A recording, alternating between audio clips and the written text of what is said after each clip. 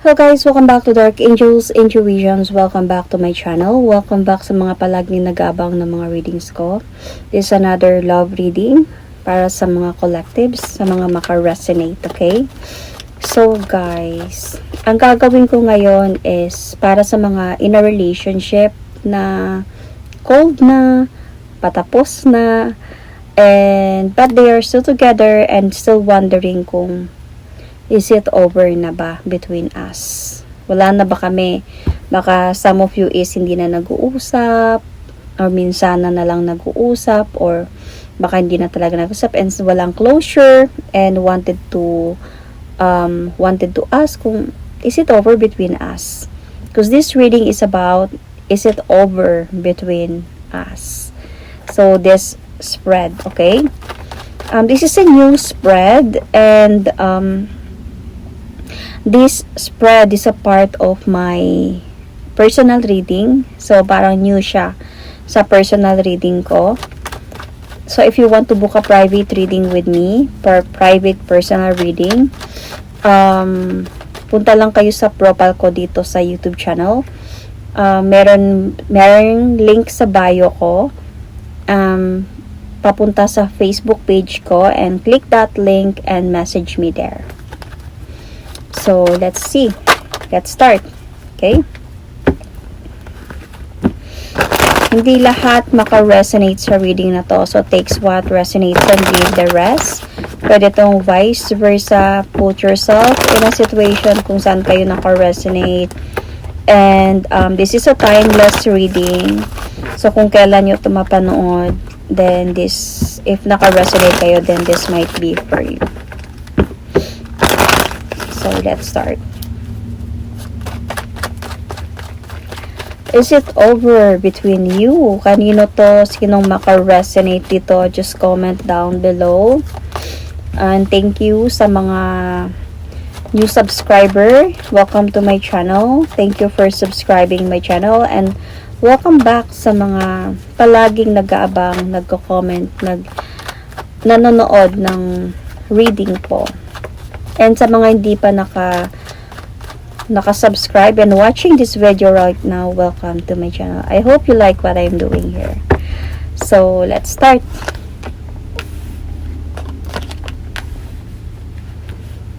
Okay.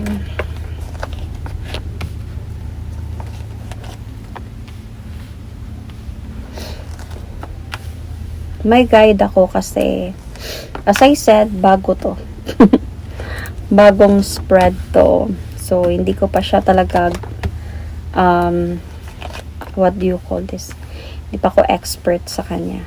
Hindi gaya ng mga ibang spreads ko. So, memorize ko na. And ito is not yet. Gracias. Oh. Okay. Anyway, urong ko lang kasi parang wala na tayong space sa baba.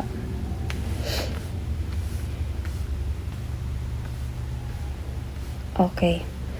So, this person's true thoughts about you.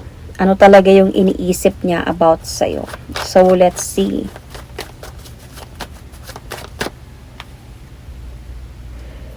I think this person think that you are waiting for his or her promises. So, sabihin na natin na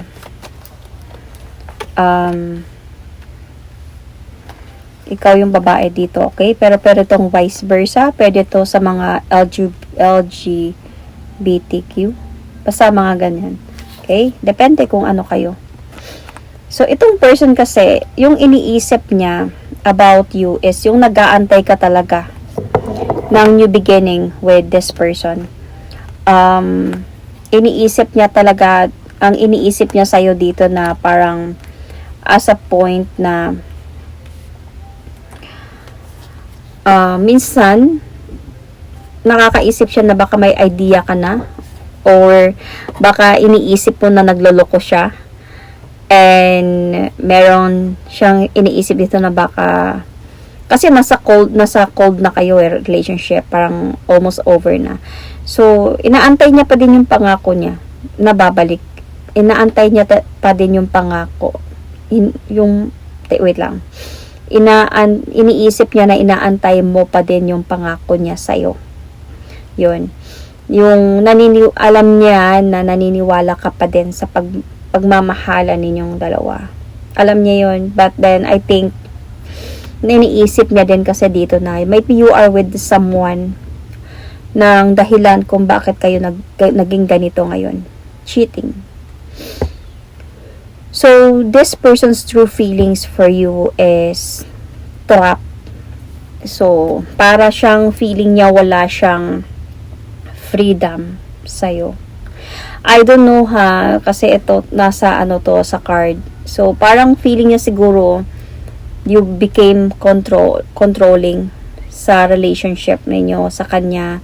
Palagi ka siguro nagtatanong, palagi ka siguro nagmamasid, nag-i-stalk, palagi ka sigurong nag-hallucinate or something, anything like that. Wanted to know things, parang wala na siyang freedom na gumalaw sa buhay niya because palagi kang nandyan ng nagmamasid in a way. So, yun yung feeling niya talaga sa'yo. Parang naiipit siya. Wala siyang freedom. Parang trapped siya. Might be may reason ka din kung bakit nangyari yun. Might be because of nalaman mo siguro na meron siyang iba, he cheated on you, and I don't know lang, some of you might be nakabuntis pa, some of them, okay, but this is not for everyone. Baka matagal na din kayo and might be bumubuo na kayo ng family, might be you are in a live-in situation, or baka married din, or baka nasa relasyon kayo pero seryosong relasyon na kayo. And nasa point na siya na parang feeling niya dito is nakakapagod na, pero yung feeling ko, ipit na ipit ako, wala na akong freedom na gumawa ng anumang gusto kong gawin. Yun yung nararamdaman niya. So, why is it not working talaga ngayon? Okay? Because of lumalabo na yung sitwasyon. It's not working anymore because feeling ko some plans are not hindi na natutupad or hindi na nangyayari. Wala nang plano na natutupad or nangyayari. And lumalabo na talaga yung connection ninyo. Even if sa point na nag-uusap pa naman kayo, nandyan pa naman, is trying his best actually. I think this person is trying his or her best na naglalakas loob pa din siya to fix the problem, showing you na mahal ka niya, nandyan pa, kaya pa, pero alam mo yung pakiramdam na pagod na and hindi na masaya, unhappy na, and parang feeling like sa bawat galaw you just really want to have some clarities. You just really want the answer. You just really want to see the truth. Mga ganong mga bagay. Wala ka ng tiwala. So, hindi na siya nagiging masaya. Lumalabo na yung connection. And that is why hindi na nagwo-work yung relationship ninyo. Kahit pa parang gaano ka tinatry yung best. So, what is this person wants from you? This person still love you. This person still want to move forward towards with you. And I think this person also want from you to do the same thing. Let's see.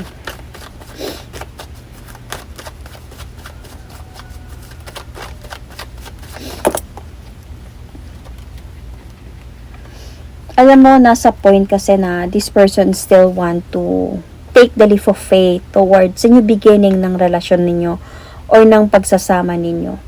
Gusto niyang magkaroon kayo ng peaceful na pagsasama again. This person still want to connect with you. Kung nasa point man kayo ngayon ng you are not okay, hindi kayo nag-uusap, or hiwalay kayong dalawa, but then, I think nag-uusap pa kayo dito pero rare lang, and hiwalay ba kayo, pero may a little communication pa kayo, kaya might be the question is it over between us? And feeling like etong person mo kasi nasa point pa din na hindi niya ginusto yun. Labag sa loob niya yun. Nasasaktan din siya sa mga nangyari, and this person still want to offer you new beginning though. So what do you need to do to improve this relationship or this marriage or this commitment? Wala kang gagawin. Ang gagawin mo lang dito is to learn some lessons, to focus on your goals, to focus on your life.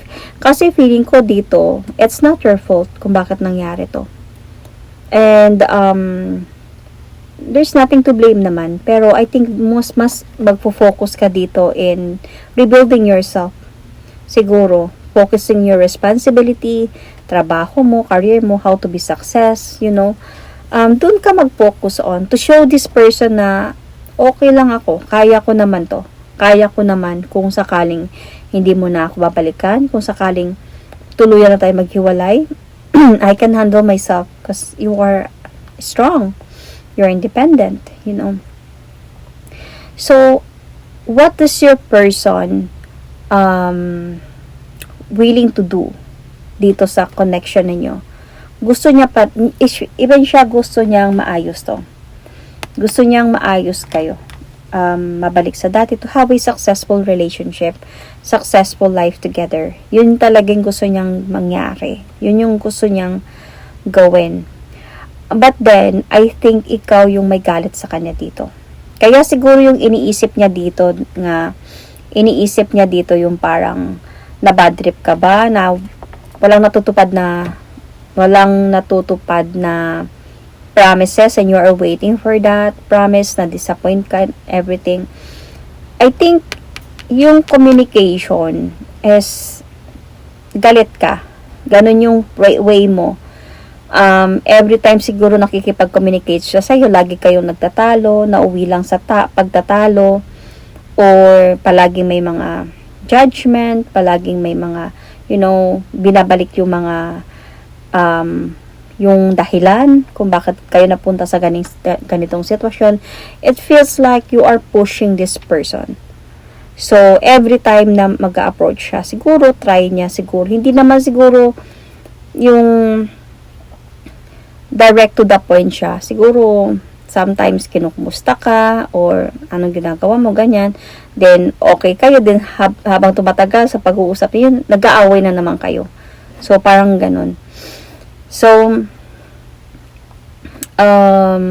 is there any another person in their mind? Of course.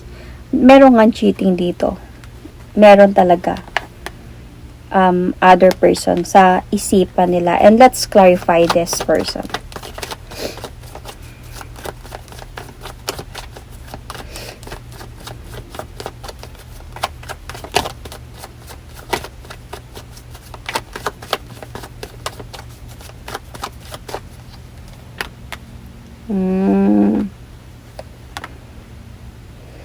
So, I think you are the girlfriend and this person is an ex.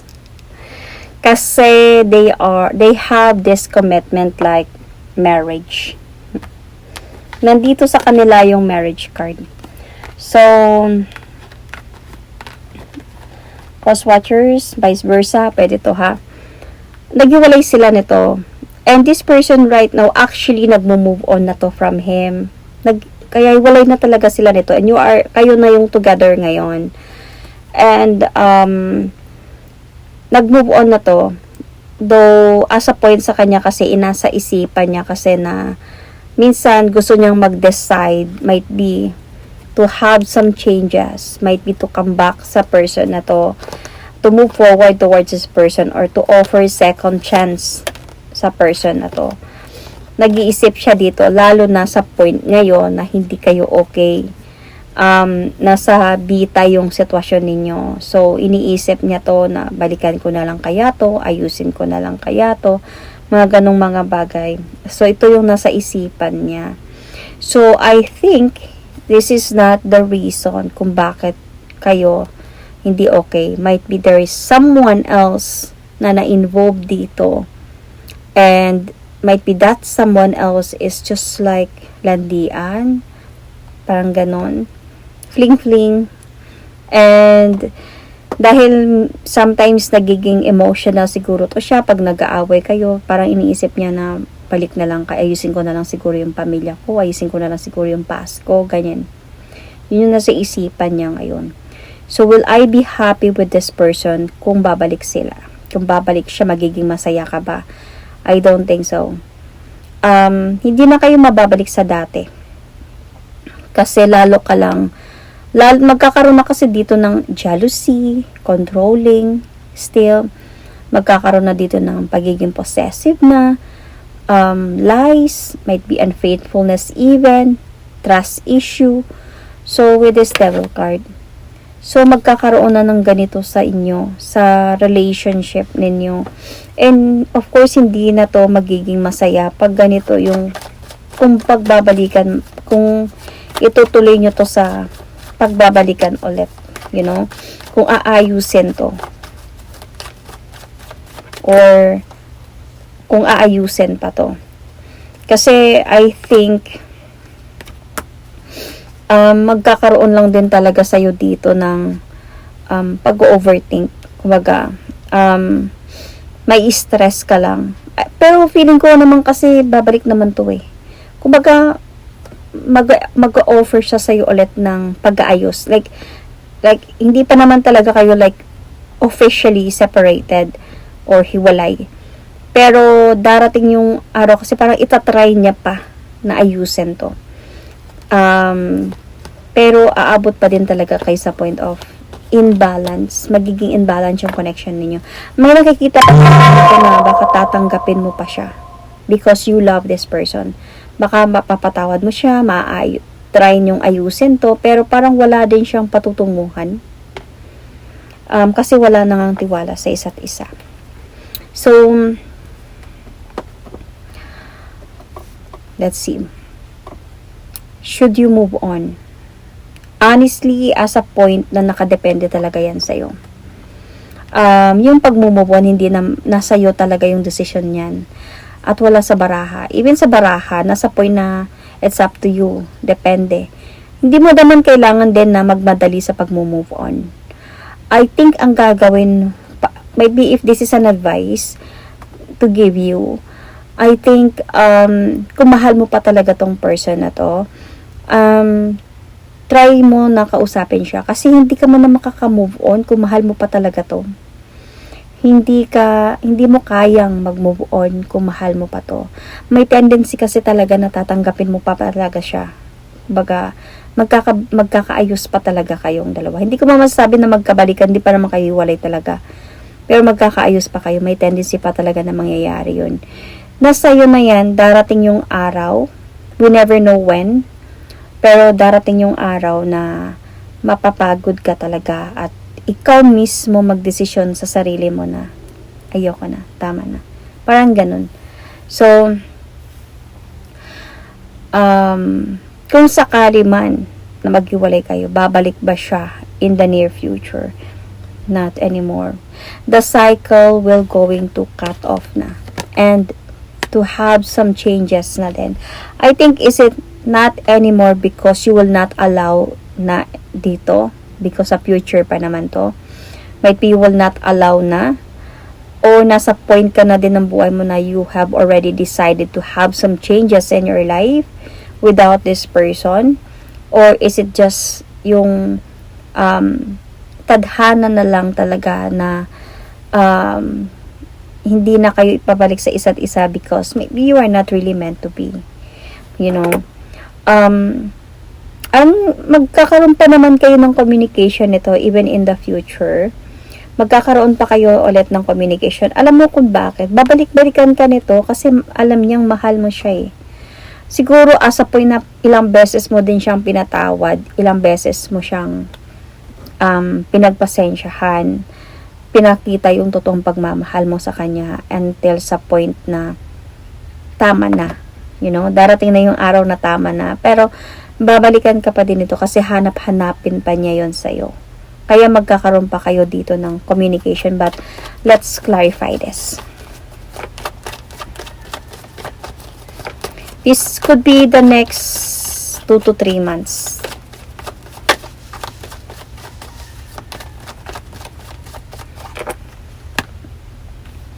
See?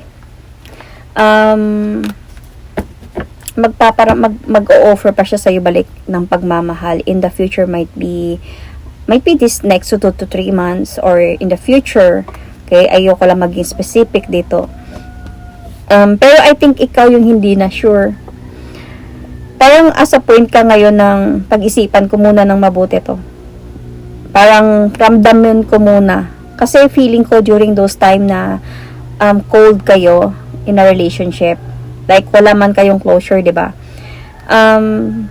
Parang dito ka makaka-feel na nag-uumpisa ka ng mag-heal from this. So, without the presence of this person, sometimes lang siya nagme-message, parang masasanay ka.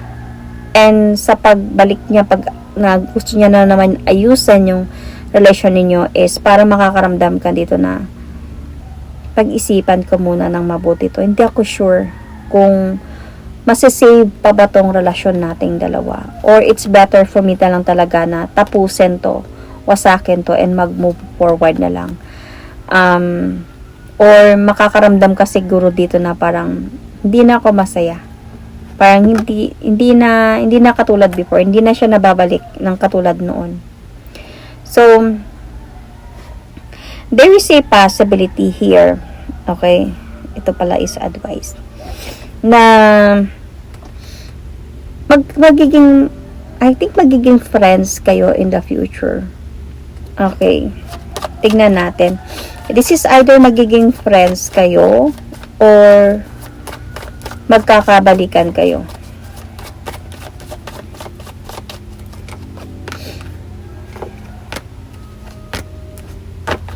Yeah. I think magiging friends kayo. In the future, magkakaroon pa din kayo ng communication. Pero as a point na kasi dito na mahirap na yung pagbabalikan. Pero feeling ko, yung magiging friends, I think yun yung magkakaroon sa inyo. Kasi if magkakabalikan lang kayo, nagtatalo lang kayo eh. Ang problema dito, bakit kayo humantong sa friendship? Kasi ikaw, parang hindi ka pa prepared na bitawan to relasyong ito. And this person also, parang naging close din kayo sa isa't isa. Kasi may long term din sa inyo eh.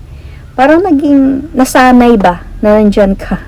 Nasanay na nandyan ka. Ikaw din is parang nasanay na nandyan siya.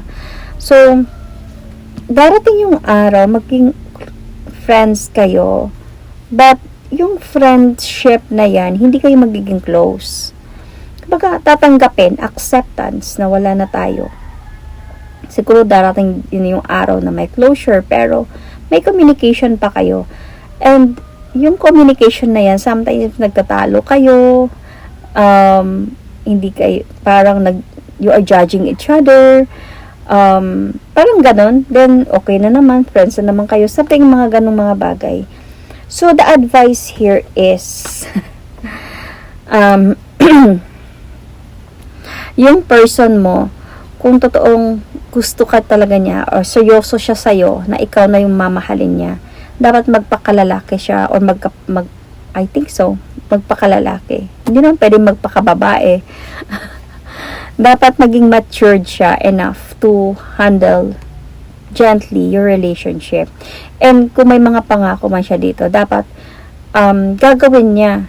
Kumbaga, he will going to do the action to show you, to prove you na mahal ka talaga niya. Not just on words, verbal, kundi nasa galaw din dapat. Kung gusto niya pa naman talaga na maayos kayo.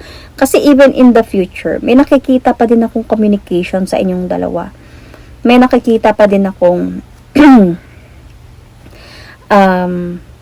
hope na pwedeng magkabalikan pa.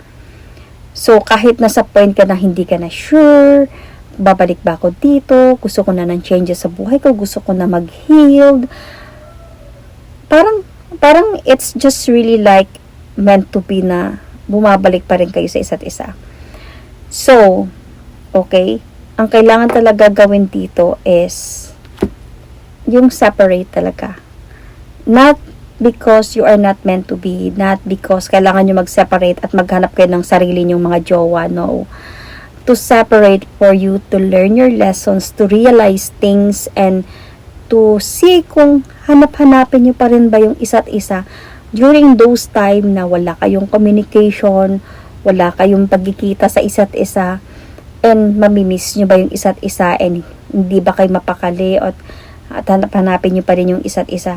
When you realize, both of you, realize ninyo yon, and you realize that I need to be he realized that he needs to be a better person, and you need to realize that I need to focus more on my self-love, self-care, and everything. And feeling mo parang this connection taught me so much. Okay, not only you but siya.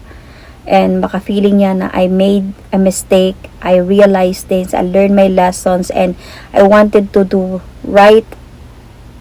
it right now. Isa tama ang lahat. And babalik ako sa kanya para isa tama ang lahat. And ikaw naman dito, you learn from your lessons, ina-align mo sa tama yung sarili mo, and during those time, you still longing for the love of this person, then you might be para kayo talaga sa isa't isa. Pero during those separation, okay, during those separation, na-learn nyo yung lessons niyo magkabilaan, and yung learning lessons for you, na align mo na sa tama yung sarili mo, and you love yourself even more, na parang ayaw mo na siyang balikan, na parang gusto mo na lang dito, gusto ko na lang sa tamang path ng buhay ko nang wala siya. And siya din is might be nakahanap siya ng someone na nagpabago sa kanya, someone na when the time na nag-learn na siya ng lessons niya, and may nahanap siya na someone na nagpapabago na sa kanya, might be you are not meant to be. So, yun lang yun. Kasi habang nasa point kayo of questioning, is it over between us, and you are still connecting, pero may connection naman kayo, nagiging friends kayo, nagiging okay kayo, this suddenly nagbabangayan kayo, nag-aaway kayo, napapalitan kayo ng masasakit na salita, then hindi na naman kayo nag-uusap, and then nandyan na naman is something na you will never learn the lesson na binibigay sa inyo ng universe, or that something na parang hindi nyo talaga mahahanap yung peace be with you peace ng relationship ninyo, or hindi nyo talaga malalaman if you're really meant to be, or is it really over between you, because nasa point pa kayo, nag-uusap pa din kayong dalawa. And walang mag-heal talaga. Hindi ka naman mag-heal kung kasama mo pa yung taong yan. Hindi ka naman mag-heal kung kausap mo pa yan, 'di ba? You really want healing, pero kausap mo pa din siya, paano ka mag-heal, 'di ba? So yun. You or your person might be Gemini, Cancer, Scorpio, Pisces, Libra, Aries, Capricorn, Aquarius, Sagittarius, Pisces, Virgo, Taurus, what else? Yun, Sun, Moon, Rising, Venus. That is my reading for you. Thank you and God bless.